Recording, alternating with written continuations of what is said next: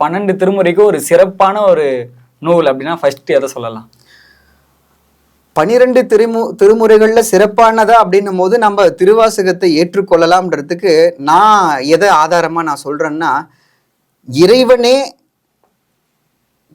மாணிக்க வாசக பெருமான் கிட்ட வந்து அவர் கைப்பட எழுதி அதை கொடுத்து நமக்கு அதை திருப்பி கொடுத்த ஒரு மிகப்பெரிய ஒரு பாக்கியம் வந்து பாத்தீங்கன்னா இந்த திருவாசகத்துல இருக்கு. திருவாசகம்னா என்ன? திருவாசகம் அப்படின்றது நமக்கு அந்த ஒரு சொல்லிலிருந்தே நம்ம தெரிஞ்சுக்கலாம். திரு அப்படின்ற ஒரு அடைமொழியை வந்து பாத்தீங்கன்னா இறைவனை குறிக்கக்கூடியதா சொல்றோம். அந்த திரு அதுக்கு பக்கத்துல இருக்கக்கூடிய அந்த வாசகம் அப்படின்றது இறைவனை பற்றி புகழ்ந்து பாடக்கூடிய ஒரு பதிகமாக இருக்கக்கூடியது. அதனால அதை திருவாசகம் அப்படின்னு நம்ம சொல்றோம். திருவாசகம் படித்தா என்ன மாற்றம் வந்துடும்? அப்படி திருவாசகம் படிக்கிறதுனால என்ன மாற்றம் வந்துடும் அப்படின்னு கேட்டீங்கன்னா, கண்டிப்பா எண்ணத்திலே மாற்றம் வரும்.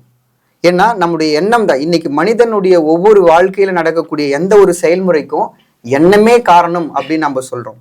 இதுல மாணிக்க வாசக பெருமான்ன்றது ஒவ்வொரு மனிதனுடைய இயல்பான எண்ணங்களை வைத்துக்கொண்டு இறைவனை அடையும் போது தான் பெறக்கூடிய இன்பம் என்ன, துன்பம் என்ன, இறைவனை விட்டு பிரியும் போது ஏற்படக்கூடிய அந்த துன்பத்தை எப்படியெல்லாம் சொல்றாரோ அப்படியெல்லாம் வந்து தன்னுடைய அது அருட்பாவா இருக்கலாம், இல்ல அவருடைய அந்த பதிகங்களா இருக்கலாம், எல்லா விதத்திலையும் சொல்லியிருக்கிறாரு.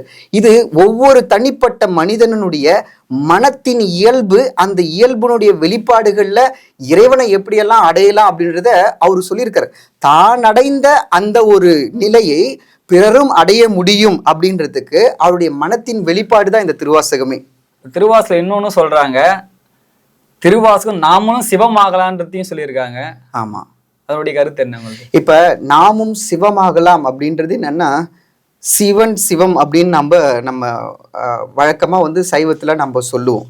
இப்ப நாமும் சிவமாகலாம் அப்படின்றதுல திருவாசகம் எப்படி சொல்லுதுன்னா, முதல்ல திருவாசகம் எந்த நெறிமுறையை பயன்படுத்துது அப்படின்றத நாம தெரிஞ்சுக்கணும்.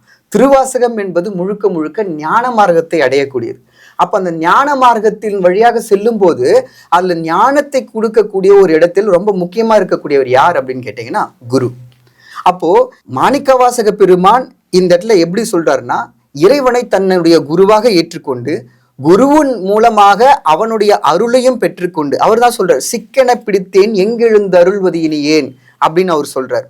அதே மாதிரி முக்தி நெறி அறியாத மூர்க்கரோடு முயல்வேனை பக்தி நெறி அறிவித்து பழவினைகள் பாருவண்ணம் சித்தமலம் அறிவித்து சிவமாக்கி இணையாண்ட அப்படின்னு அவர் சொல்லியிருக்கும் போது, இங்க வந்து இறைவனை நாம சிக்கன பிடிக்கணும் அப்படின்னும் போது அவரு நம்மள அவனருளாலே அவன்தாள் வணங்கி அப்படின்ற ஒரு இந்த மார்க்கம் எந்த மார்க்கம்னா